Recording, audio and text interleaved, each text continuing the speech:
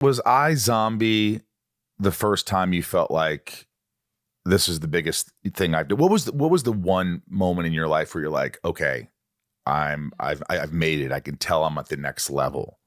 hmm I think it's interesting because it's always incremental, as you know. It's like it's never like you go from not having a job to having done 5 years on a TV show.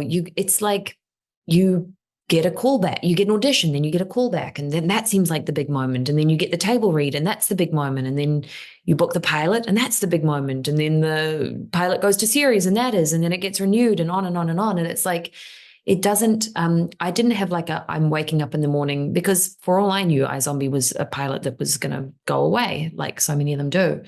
So it wasn't like when I booked that, I was like, here we go, I've landed. I've never really felt like that. I still don't feel like that. I feel like, What?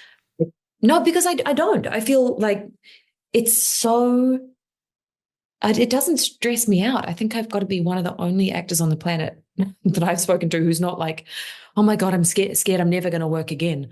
I've kind of always had a sense that one way or another I'll work again. It's on what and on what, at what scale, and is it paid or unpaid? Is it, something that gets a lot of viewers or not? Is it an indie movie that no one's going to see, or is it some network TV show that But people I do? knew on Smallville, I knew that when I saw it, I knew this is going to be a hit. After I When saw, you saw the pilot, when I saw the pilot, I said, without a doubt, this is yeah, something special. This is the first thing I'm going to do that people recognize.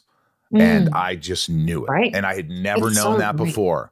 But that's why I thought maybe after the first season of iZombie and people are coming up to you and you're like, oh wow, look at the how many people watched this week, and we're building an audience. And maybe after the first season they're like, pick it up, and you're like, okay, I'm on I something guess, that's but like special.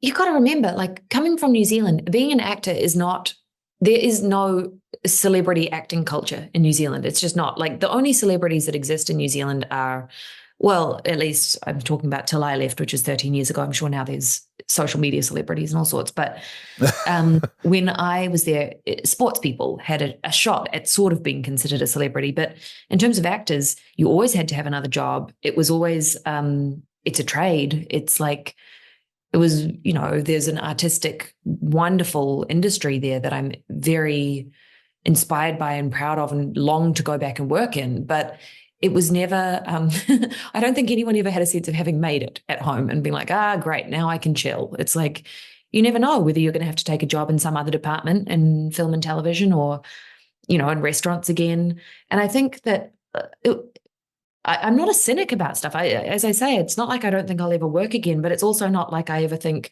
great, now I can relax and just coast. It's like, oh no, this is great. Where is it going next? I think I am a pragmatist That's a about. great way of looking at things. I wish, I thought like that. I think now that I'm older, I feel like I don't take things don't just stick with me.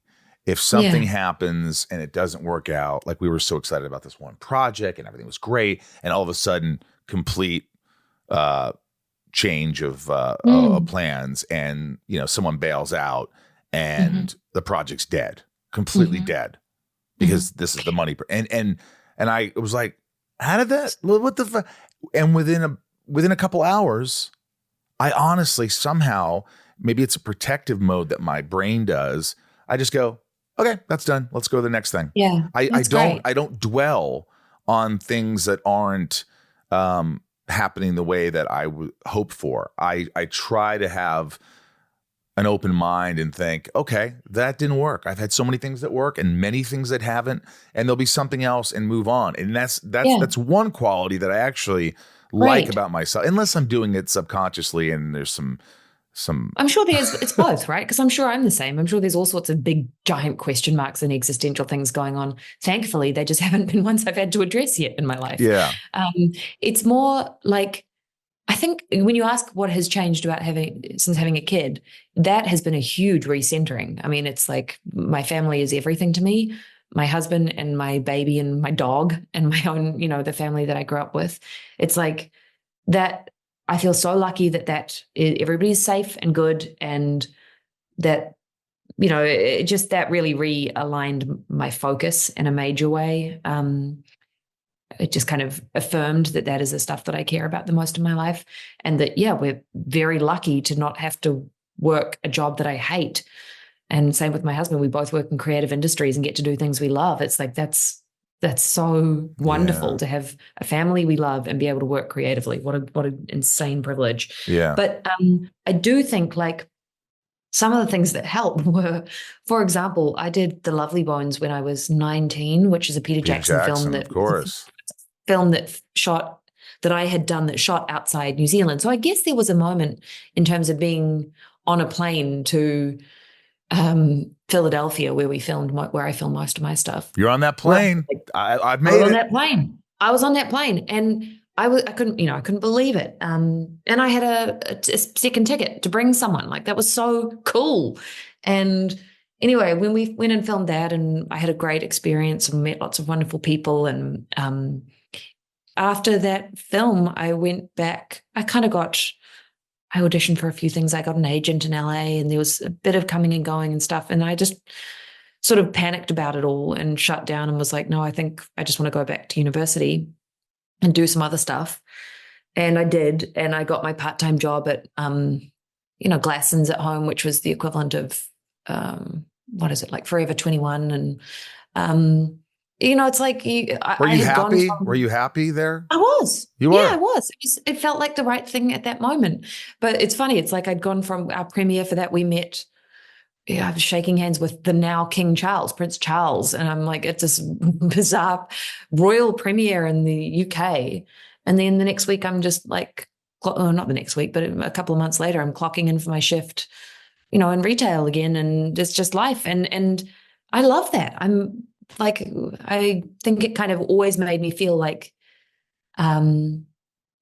I guess so, without wanting to sound naff, because I'm anything but mentally sorted in my life. But in that respect, I have always felt quite lucky that I really love the life that I have, and I give credit for that to my parents, because I was raised feeling lucky from the start, feeling privileged.